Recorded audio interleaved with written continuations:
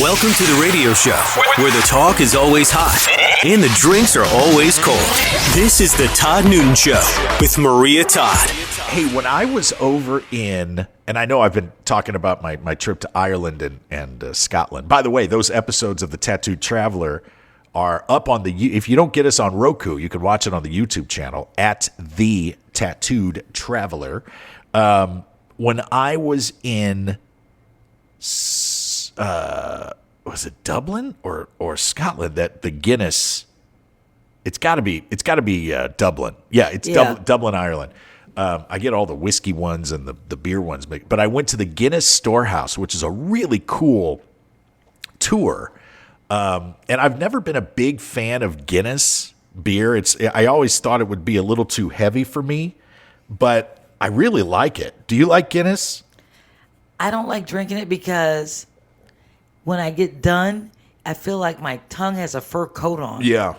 Well, it's definitely an acquired taste, and it's not the kind of thing that you can go out and have 7 or 8 of them. Mm-hmm. You know, it's a stout, and ain't playing. It's a stout beer. Yeah, for real. But the process of it, after touring this Guinness Storehouse in Dublin, the process is really impressive, and you know what's beautiful is when you get the proper pour of a Guinness. It's a 2-part pour, and on this tour, I paid the extra few bucks. You can go in and they teach you how to do it, you know.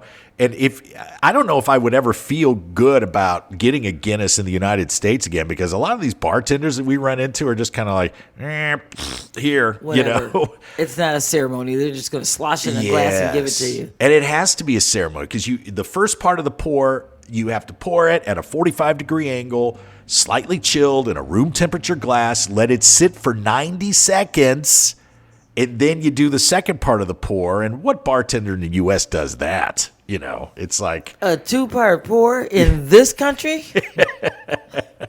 But I read this article on the plane back. There's this master, I guess it's Cicerone, which is the term for like a beer expert. Huh.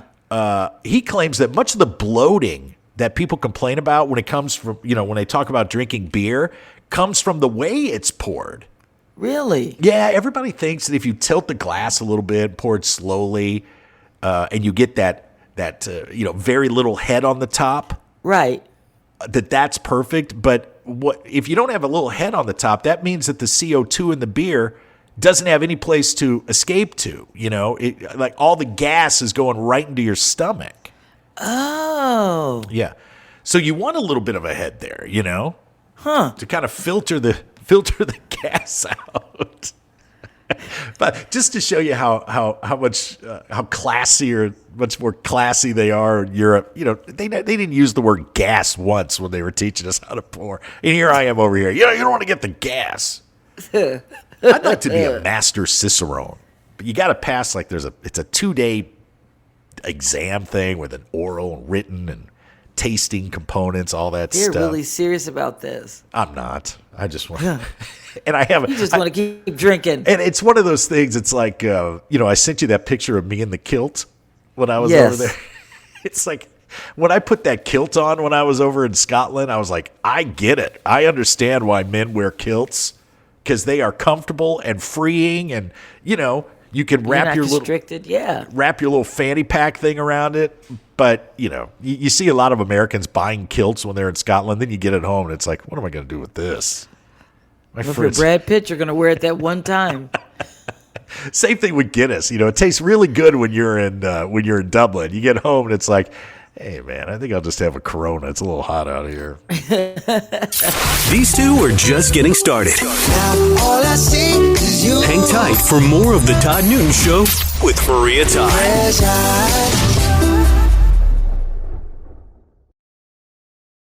He's the tan tattooed connoisseur of conversation. And he's back. The Todd Newton Show with Maria Todd.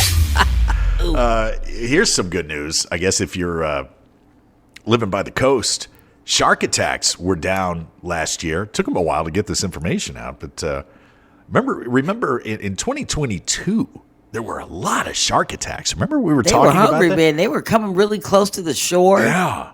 Yeah. And everybody's like, well, they think you're a seal. It's like, well, I don't care what the reason is. I'm not going to negotiate with a hammerhead. I just do not want to be attacked. And when I lived in Boston, we used to go to Cape Cod all the time. And man, Cape Cod is like Shark Central. I mean, that's where Jaws happened, for crying out loud. Oh, goodness. Boy, that Thank movie. God I grew up where Lake Erie may have been flammable, but at least it had no sharks. Yeah. They couldn't survive. Right. There's a website called trackingsharks.com.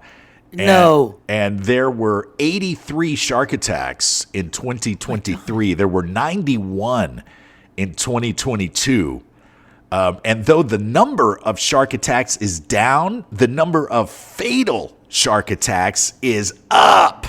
Oh, In 2023, there were 15 fatal shark attacks.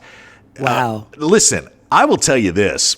I consider myself a healthy man, but if ever I was going to have a heart attack, it would be when I see a shark coming at me with its mouth open. I mean, to me, it's over. It's over if that happens.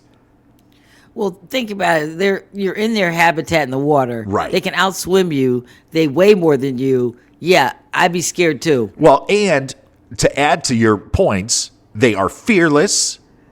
They don't possess the logic that humans possess. So they are thinking, I'm hungry and here's food, and I'm going to open my mouth that has multiple rows of razor sharp teeth, and I'm going to eat and get on with my day. They don't look at it as an attack. They're looking at it as feeding, you know? It's as if that Chipotle burrito I had the other night had feelings. I'm not considering its feelings. I'm just eating, you know? We're friends, not food. The most shark attacks happened in Florida, followed by Hawaii. But I hope we don't freak people out here. We did a little math over here. And when I say math, I just opened the calculator on my iPhone. But during the average person's lifetime, Maria, your odds of being killed in a shark attack are 1 in 3.75 million. Now, the odds of being in a very, very serious car accident are 1 in 84. Wow. I think it's best to, get yourself an above ground pool and just don't leave. You know, There that's you go. that's where Just you're eliminate that. You're listening to the Todd Newton Show Ladies and gentlemen, with Maria Todd.